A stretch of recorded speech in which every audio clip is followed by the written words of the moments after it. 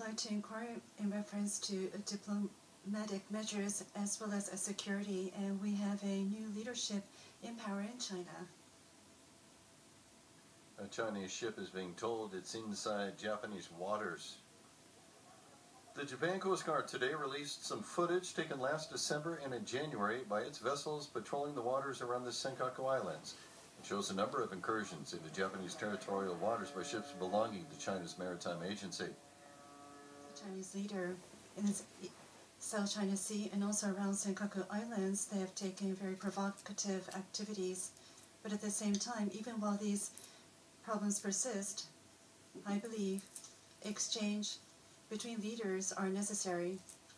The door is always open for dialogue. At the same time, in the Senkaku issue, the understanding is that there is no territorial issue, and therefore there is no issue to be resolved, and that is very clear. And even under the administration of President Xi, the Senkaku issue will persist. China will maintain its hardline policy. So how would you deal with this? When we share borders, various problems will emerge. In the face of such issues, should we close our doors? Or shall we exert pressure from the economic perspective? That is a wrong approach. If they wish to hold a dialogue, and our stance is that there is no territorial dispute, that will remain unchanged. But because there are issues, there need to be exchange at the summit level and on various levels. This is indeed the policy of strategic and mutual relations. This is a starting point to which I encourage China to return to. So there are two leaders in both China and Japan, and this is in a way a fortunate timing. New leaders, a new stage for talks. So I'm sure you're thinking about a summit meeting. On that opportunity, we always have our door open, and I do hope that President Xi Jinping is interested in doing so and will commit to a resolve to betterment of relations between the two countries. Even while there is the Senkaku issue, I do hope that they will also be ready to discuss. There is a new leader in China and in Japan, and also Madam Park Geun-hye in South Korea. There are new leaders in 3 major countries in China, in Asia. It is important that even while there are issues that persist, in order to work towards the stability and peace in the region, this will benefit all countries. So there are preparations for a summit meeting between Japan, China, and South Korea too, I heard here. The meeting will be held in Seoul, South Korea, with President Park Geun-hye of South Korea and myself, and also Premier Li Keqiang.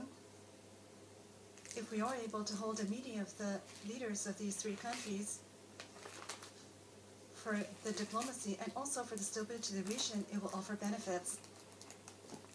In any case, the Japan between China and Japan's relations with South Korea and North Korea, and in all these diplomatic issues, at the foundation is the alliance with the U.S.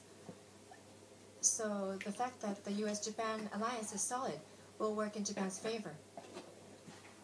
The Japan-U.S. security alliances are such that if Japan should be subject to aggression from a third country, the U.S. is ready to commit their young forces, their youth and their forces to protect Japan. We have a bilateral relation of security with such a nation. We need to reinforce the bilateral ties. And the U.S. understands that the pivot of their relation with Asia resides in Japan. By so doing, we will together be able to maintain peace and stability of the region. Together with the U.S. President, we hope to be able to build the Asia-Pacific region as an ocean of freedom, and we will abide by rules in order to maintain order for the ASEAN nations, this is the ideal state. Indonesia, Thailand, and Vietnam, these are countries that I have visited, and I have found that they too share this thought. They're looking towards a strong Japan-US alliance, and that is what we aspire to achieve. We need to not only maintain but reinforce the bilateral ties, which will be of benefit not just to two countries involved, but to the region as a whole. North Korea, if they should venture into provocative action and attack Japan, U.S. will always come to our side. Therefore, this will be a deterrent. I understand that their actions are to attract attention. They may practice brinksmanship. They have recently fired a missile, and the trajectory includes the United States, and they have the nuclear development program, which has been a subject of criticism for the rest of the world. For the first time, the United States has denounced this act as a threat to the United States, and North Korea must not take this lightly.